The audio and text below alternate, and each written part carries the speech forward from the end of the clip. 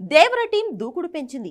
అసలే 2 పాటలు తూటాల్లో దూసుకెళ్తుంటే మధ్యలో ప్రోమో ఇప్పుడు మూడో సాంగ్ తో ప్రమోషన్ ని పీక్స్ కి చేర్చింది. విచిత్రం ఏంటంటే దేవర పాటలు ఎంత ట్రోలింగ్ కి గురైతే అంతగా వ్యూస్ సొంతం చేసుకుంటున్నాయి. సో కామెంట్లు, ట్రోలింగ్స్, రూమర్స్ అన్నీ కూడా దేవర క్రేజ్ ముందు పనిచేయట్లేదని తేలింది.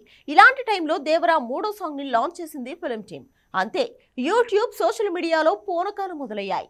దేవరా లాంటి పాన్ ఇండియా మూవీ డిసెంబర్ వరకు దరిదాపుల్లో లేకపోవడంతో ఇక ఈ సినిమాకు ఈ నెలాఖరు నుంచి ఇయర్ ఎండ్ వరకు అడ్డు అదుపు ఉండే ఛాన్స్ లేదు అంటే వసూళ్ల వర్షాన్ని వ్యూస్ రూపంలో పాటలే తేల్చేస్తున్నాయా? Take a look.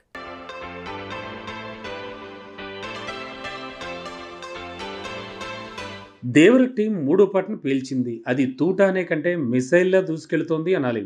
విచిత్రం ఏంటంటే ఫియర్ సాంగ్ వచ్చింది. అందులో ఎన్టీఆర్ విజువల్స్ తక్కువైనా పాట తూటాలా పేలింది. ఆ తర్వాత చుట్టమల్లే సాంగ్ వచ్చింది. కామెంట్లు, ట్రోలింగ్లు ఇలా ఎన్ని జరిగినా మిలియన్ల కొద్ది వ్యూస్తో సునామీ క్రియేట్ చేసింది. మరి మూడవ పాటకి రెస్పాన్స్ ఎలా ఉందంటే సౌత్ని మించేలా నార్త్లో పూనకాలు మొదలయ్యాయి. ఈ పాట మ్యూజిక్ పరంగా స్లోగా, సాఫ్ట్గా ఉన్న ఇందులో man of the masses NTR dance విశ్వరూపం చూపించాడు. సింపుల్ స్టెప్స్తో కూడా మాస్ మూవ్స్తో మతి పోగొట్టాడు. చాలా వరకు పాటలో జాన్వీ కపూర్ తడబడుతున్నట్టే కనిపించింది. ఆ రేంజ్లో NTR screen presence, dance moments ఉన్నాయి. మాస్కి కావాల్సిన డోస్ ఈ పాటలో ఉండడం విచిత్రం. ఎందుకంటే పక్కా decent class romantic duet song ఇది. అలాంటి పాటలో మాస్ మతి పోగొట్టే స్టెప్స్ నిజంగానే విచిత్రం. అదే సాంగ్ని స్పెషల్గా మార్చినట్టుంది.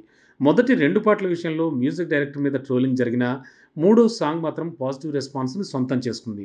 అంతేకాదు, కెనడాలో ఈ సినిమా అడ్వాన్స్ బుకింగ్స్ని 30 థియేటర్స్లో స్టార్ట్ చేస్తే గంటన్నరలో total first day tickets full అయిపోయాయి. ఇలా పాటతో పాటు అక్కడ టికెట్స్ రూపంలో కూడా దేవర మేనియా కనిపిస్తోంది.